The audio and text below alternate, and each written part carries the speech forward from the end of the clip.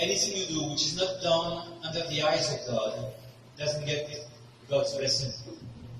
The rule for us Catholics of the market that we can sell some food in the morning because the fish comes from the sea, it's only fresh one day, there's no fridge. And so we go to the market to buy that's all you can have as far as market. You cannot open a full market on a Sunday because the Sunday is the day of the Lord. And so the church is not teaching anymore the obligations that exist on Sunday. Because it's the day of the Lord also on Sunday, we cannot do laundry either. Because the laundry can be done on the other days. So there's no emergency. Cooking, you can cook hours. You can cook all day. Because we need to eat every day. Cooking, yes. But cleaning, no. Cleaning can be done on the other days. Same thing with the hospitals. The hospitals, they have to work every day. Because every day we get sick. The pharmacists also have to be open also every day. So every day you must be able to buy medicines. Because that's necessary. Same thing in the army. The army needs to train. And the army must be ready to fight on Sunday. Because the Muslims, they don't care about Sundays. So there are things that we can do on Sundays, but there are other things, all those things that we can do on another day, then we have to do it on another day. And that's the Sunday obligation. The Sunday obligation is to avoid Novus Ordo Mass, because the Novus Ordo Mass does not please God. But when there is no Mass, don't feel guilty. You are not guilty of going to Mass. When there is no Mass, you read the Missal, you replace by half an hour of prayer. And then you've done what's called fulfill the obligation of Sunday. And the church today asks us to stay away from the contagion of the devil. The devil is contagious, and then you've done what's called fulfill the obligation of Sunday. And the church today asks us to stay away from the contagion of the devil. The devil is contagious and deadly.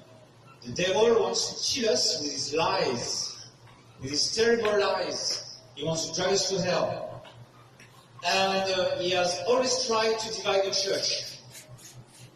We are not the ones who are dividing the church.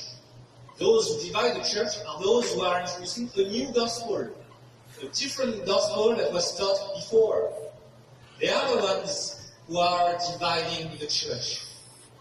Because there is only one God, one faith, one baptism, says St. Paul in this reading of today. Ephesians, very famous. There is one Lord, there is one Spirit, there is one truth. There are no two truths. If 2 and 2 equal 4, says Bishop Williamson, 2 and 2 is not 3.5 or 4.5, 3.9 or 4.1, and so forth. Same thing for the natural law. The marriage between one man and one woman. And there is no polygamy, and there is no divorce. And there is no contraception, and there is no abortion, because there is only one truth, one way our human nature works. All the other animals, they do it right. All the other animals, they never have contraception, they never have abortion, they never eat their babies, they never do the abominations. There are no gays among the dogs, no gays among the cats. There are no gays among the rats, and even the pigs. The pigs are not gays. Only human beings are capable to do this type of abominations. So there is one God, one faith, one baptism. So what we strive to do, actually, it doesn't look it, but what we try to do is to keep the church together as one.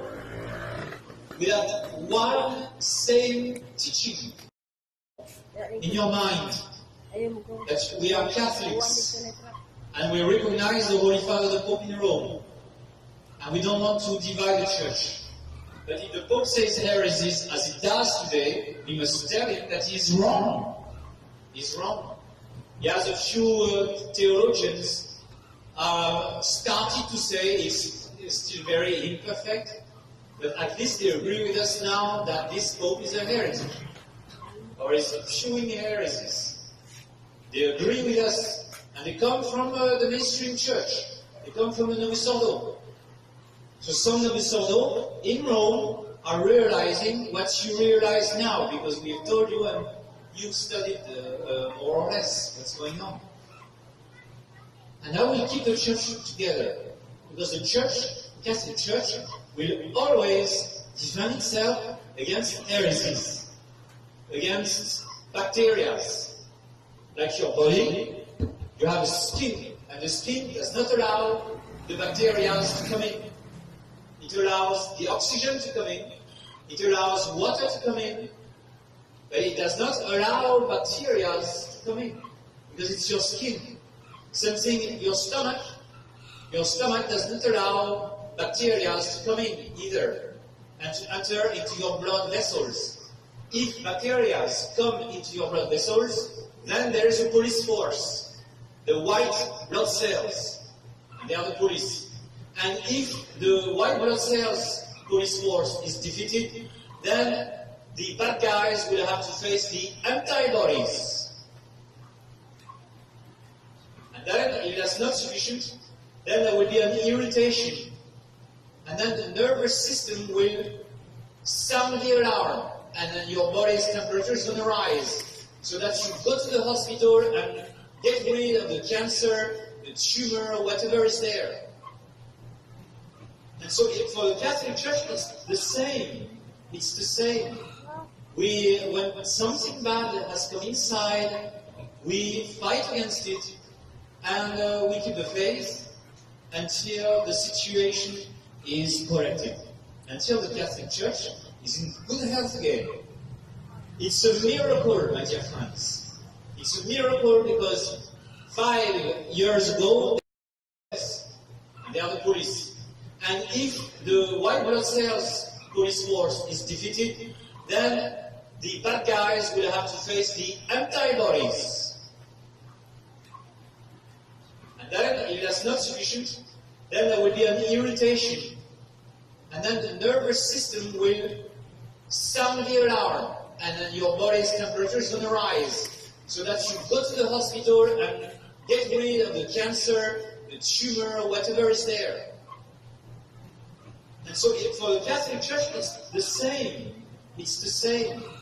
When something bad has come inside, we fight against it, and we keep the faith until the situation is corrected.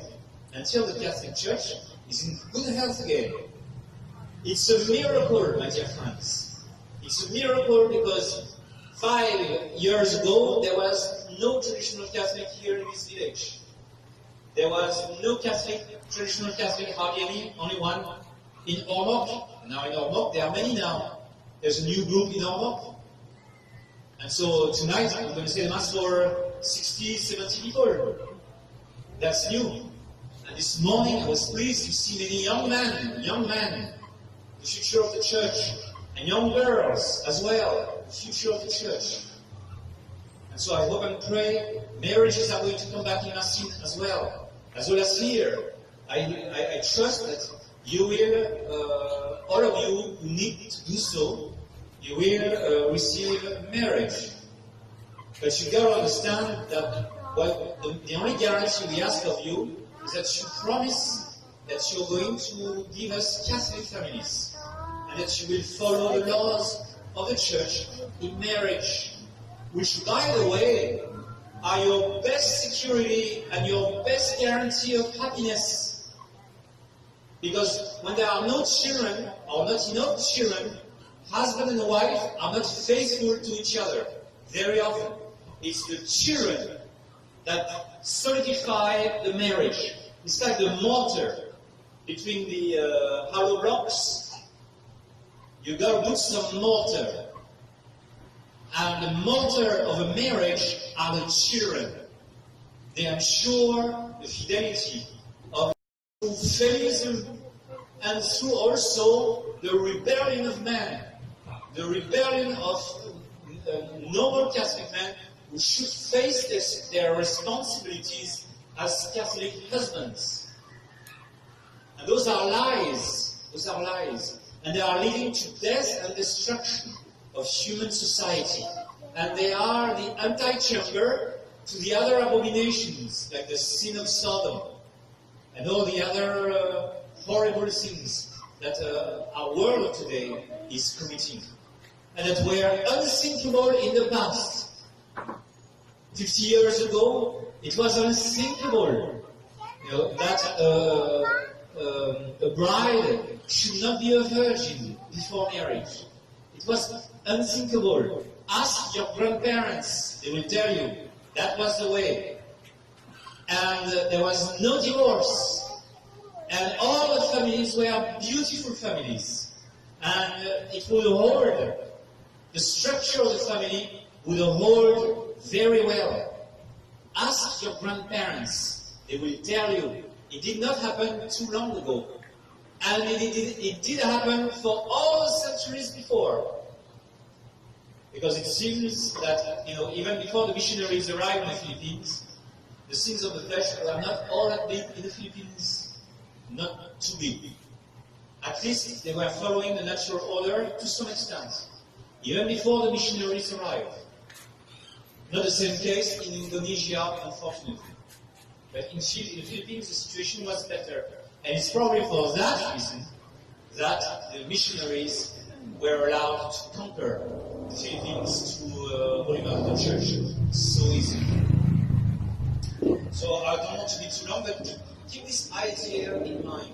Know what you are doing, and know that you are doing it under the mantle of the Immaculate Virgin Mary, our Immaculate Mother, who never talks to the serpent, but crushes him at all times. She's our mother. She knows what is good for us, but as a prudent mother, she knows what is bad for us. That the lies of the devil must not be listened to. In the name of the Father, and the Son, and the Holy Ghost.